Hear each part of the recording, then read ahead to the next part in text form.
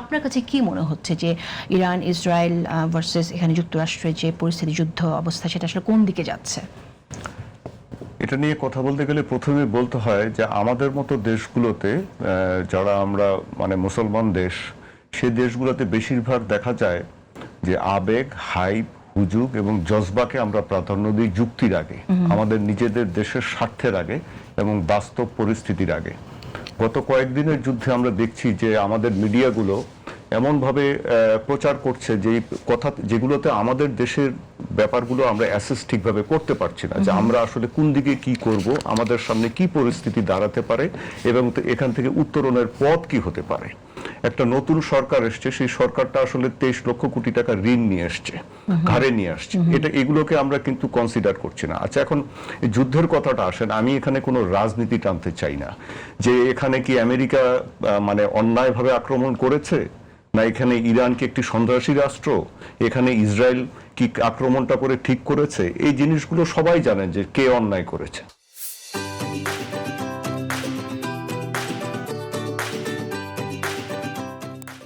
মধ্যপ্রাচ্যের সমস্যা সে পর্যন্ত সমাধান হবে না যতক্ষণ পর্যন্ত না ফিলিস্তিনি সমস্যার সমাধান হয়। এবং এখানে তো আমেরিকার বিভিন্ন পত্রপত্রিকাতেও বলা হচ্ছে যে এই যুদ্ধটা আসলে আমেরিকার যুদ্ধ না, এটা সবাই জানে। ইউরোপিয়ান অ্যালাইজরা, যারা মানে আমেরিকার অ্যালাইজ, তারা বলছে যে this is not our war. এটা তাহলে কার যুদ্ধ? আমেরিকারও যুদ্ধ না, ইউরোপেরও যুদ্ধ না, যুদ্ধটা কার? যুদ্ধটা আসলে ইসরায়েলের।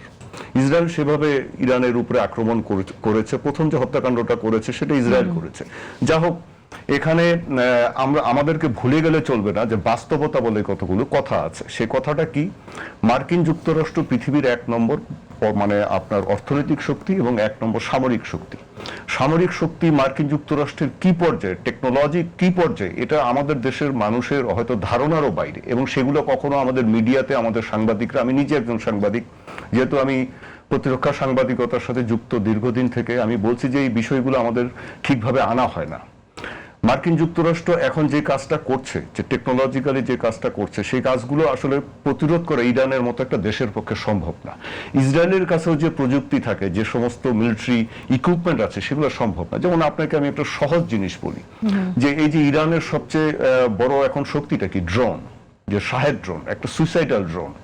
মার্কিন যুক্তরাষ্ট্রের যে সেন্ট্রাল কমান্ড যে যুদ্ধটা পরিচালনা করছে, তার যে কমান্ডার, যে অ্যাডমিরাল কুপার, তিনি নিজে পর্যন্ত বলেছেন যে এই ড্রোনটা অত্যন্ত সুন্দর একটা ডিজাইনের মাধ্যমে করা হয়েছে, এবং তারা এটা আবার মার্কিন যুক্তরাষ্ট্রের মতো একটা দেশ এটাকে কপি করেছে।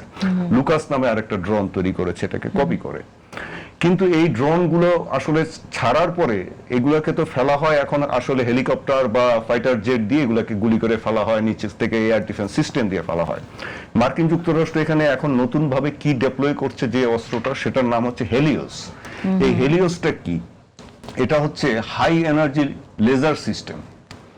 এবং একই সাথে ইসরায়েল যেটা করছে ডেভিলস আই, এবং আজকে তারা নির্দেশ দিয়েছে যে তাদের আপনার ফাইটার জেট এবং হেলিকপ্টারে এয়ারবোর্ন লেজার সিস্টেম সংযুক্ত করার জন্য। তার মানে কি? এগুলো আস্তে আস্তে ওই ড্রোনগুলোকেও খেয়ে ফেলবে, মানে ওই ড্রোনগুলো আকাশে উড়বে, এগুলাকে আপনার বিভ্রান্ত করে ফেলে দিবে বা ধ্বংস করে দিবে।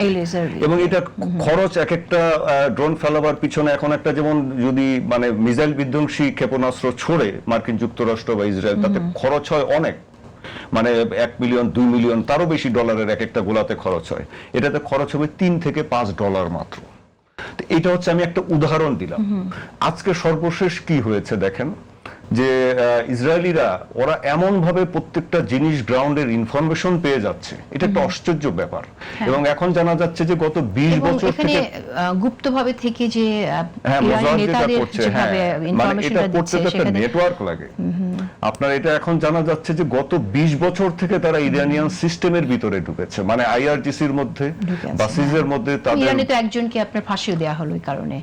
একজন কেন, এটা করে আসলে এটা এমন ভাবে ঢুকেছে, ধরেন 20 বছরের একটা পরিকল্পনা। আপনার যদি খেয়াল থাকে গত বছর তারা কি করেছে, হামাসের প্রধানকে তেহরানে মেরে ফেলেছে, তারপরে যত ওদের একটার পর একটা হামাসের নেতা আছে সবগুলোকে হত্যা করেছে, হিজবুল্লাহর নেতাদের হত্যা করেছে। আপনি কি চিন্তা করতে পারেন? আমরা এটা দেখি, মানে বোঝার জন্য বলি যে আজকে তাদের কি, যে ইন্টেলিজেন্স মিনিস্টার যে তাকে হত্যা করেছে, এর আগে আলী লারিজানিকে হত্যা করেছে, যিনি তাদের সিকিউরিটি মানে অফিসিয়ালদের মধ্যে নাম্বার 1। তারপরে গোয়েন্দা বাসিজের প্রধান প্রধানকে আলী হত্যা লারিজানি, করেছে, হ্যাঁ। বাসিজের প্রধানকে হত্যা করেছে। এর আগে তো প্রথম দিন তারা তাদের সুপ্রিম লিডারকে হত্যা করেছে 40 জন সহ। একটা দেশের ইরানের মতো একটা দেশ, তারা তো মানে আসলে একটা জজবা নিয়ে চলে, আমি বলবো সহজ কথা। তাদের তো মানে মাথাটা কাজ করে খুব এককেন্দ্রিক ভাবে, সব মানে এককেন্দ্রিক ভাবে কাজ করে, মানে তাদের যে আদর্শটা আছে সেটা নিয়ে কাজ করে। কিন্তু আলটিমেটলি ইসরায়েলিরা এমন ভাবে প্রত্যেকটা জায়গায় ঢুকেছে যে এদের লোকেশন পেয়ে যাচ্ছে। এগুলো কিভাবে হয়? যেমন ধরেন এগুলোর অনেক গ্রাউন্ডে যে তথ্য পাচ্ছে, মানুষ ঢুকিয়েছে, যে এজেন্ট আছে তাদের মাধ্যমে পাচ্ছে। এগুলো ঢুকানো অসম্ভব কঠিন, তারা 20 বছর ধরে ঢুকিয়েছে।